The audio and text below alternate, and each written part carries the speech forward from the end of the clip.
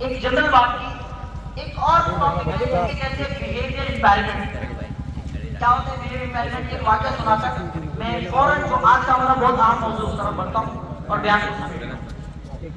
मैंने दो रीजन बताया, एक तो जिस्म पे नुकसान अभी हमने सुनिया, ब्रेन पे क्या अच्छा असर होता है मैं वो बताता हूँ। महाराष्ट्र की एक सिटी है परभनी, उसका ये वाक्य है न्यूज़पेपर में आया था। माँ बाप का एक इकलौता बच्चा था, माँ बाप ने बड़े लाड़ प्यार से पाला था, बहुत उसके नाजुक नखरे उठाया करते थे, ख्याल रखा करते थे। बच्चे ने यूं हुक्म किया यूं चीज उसकी हाजिर कर देते। बच्चा कुछ बड़ा हुआ, स्कूल जाने लगा, तो बताते कि बोर्ड एग्जाम करीब थे। माँ ने इत्तेफाक से बच्चे के जो है वो बैग की तलाशी की, तो बच्चे के बैग से नशे की कुछ चीजें निकली। माँ बड़ी नाराज, माँ ने बच्चे को बुलाया और उस नशे की चीज के बारे में पूछा। तो बच्चा तो खैर बच्चा है, बच्चा क्या करता, बच्चा घबरा गया, डर गया, और बच्चे ने फौरन अपने जब झूठ पकड़ा लिया तो फौरन तो बात नहीं शुरू कर दी, माँ क्या मांगनी शुरू कर दी।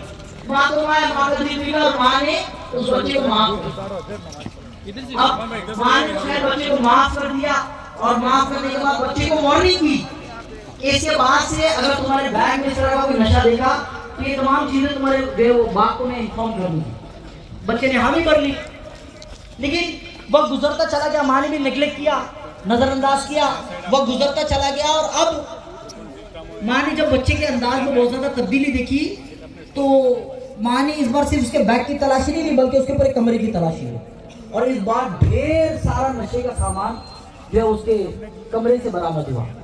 माँ आग बबूला हो गई, बिल्कुल नाराज हो गई, सारा सामान लाकर डाइनिंग टेबल पे रखा, बच्चे को बुलाया कि what is this, how it's come from your side, तुम्हारे पास ये तमाम चीजें कैसे आई। माँ ने जब पूछा तो बच्चा माफिया मांगने लगा, रोने लगा, माफिया मांगने लगा। माँ इस बार बहुत ज्यादा नाराज थी, माँ ने कहा कि इस बार माफी नहीं मिलेगी। बच्चा रोता रहा, माँ के हाथ पकड़ लिए, माँ क्या मांगता रहा, माँ माफ करने को तैयार थी। अब बच्चे ने जब देखा कि माँ माफी नहीं कर रही है, माफी नहीं कर रही और मेरा नशे करने का वक्त भी हो रहा है, बच्चे को कुछ भी नहीं सोचना पड़ा। करीब में एक मिट्टी का पॉट रखा था, इस तरह का गमला रखा हुआ था, उसने उठाया और माँ के सर पे दे मार। हैवी ब्लीडिंग की वजह से माँ का देहांत हो गया, माँ जगह पर जो है वो खत्म हो गई। और अनफॉर्चुनेटली बदकिस्मती से उस बच्चे ने अपनी माँ को नशे की लत को मुकम्मल करने के लिए खत्म कर दिया। So just because of this which is known as a behavioural impairment, नशे का बॉडी में इनहेल करने की वजह से तमाम चीजें होती हैं। इसके अलावा ये तमाम चीजें जो है इनहेंस होती चली जाती है इंसान के जिस्म में। तो प्यारे मोहतरम इस्लामी भाइयों, अब बढ़ते हैं आज के हमारे सबसे इंपॉर्टेंट और लास्ट टॉपिक की तरफ, how the people can recover from the drug abuse. जी हाँ, यूनिसेफ की एक बहुत अच्छी रिपोर्ट है कि हमारे मुल्क में हर साल 30,000 से लेकर 35,000 लोग हर साल नशे से रिकवर होते हैं और एक साफ सुथरी पाकीज़ा जिंदगी गुजारते हैं। So how it is possible? It is possible to go for it. आज आपको वो 6 बातें बताएंगे हम यहाँ से, जिसको आप अगर डे टू डे लाइफ में इंप्लीमेंट करें तो इंशाअल्लाह करीम इन बातों को इंप्लीमेंट करने की वजह से आप अपने आप को नशा फ्री कर सकते हैं।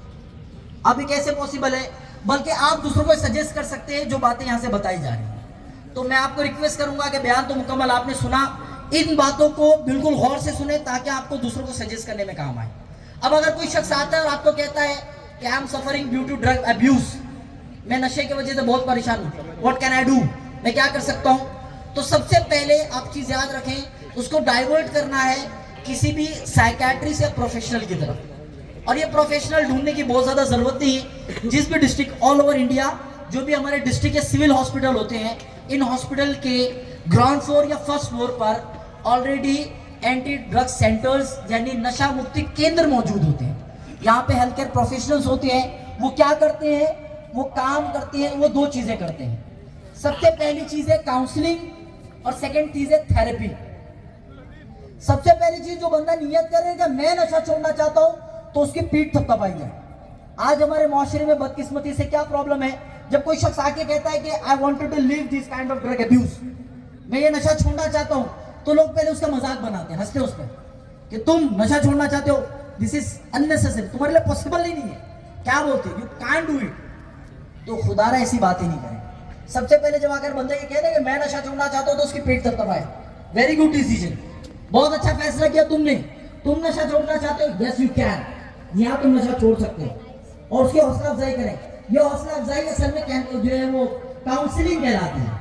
ये कि आपने सॉफ्ट काउंसलिंग, इस काउंसलिंग के बाद एक काउंसलर या साइकेट्रिस्ट या फिजियोथेरेपिस्ट इसके होते हैं, या हेल्थ केयर प्रोफेशनल्स होते हैं, जो जैसे मैंने बताया कि जैसे सूरत डिस्ट्रिक्ट है तो इसका डिस्ट्रिक्ट सिविल हॉस्पिटल में इस तरह के जो सेंटर्स अवेलेबल होते हैं, इस तरह के स्पेशलिस्ट अवेलेबल होते हैं।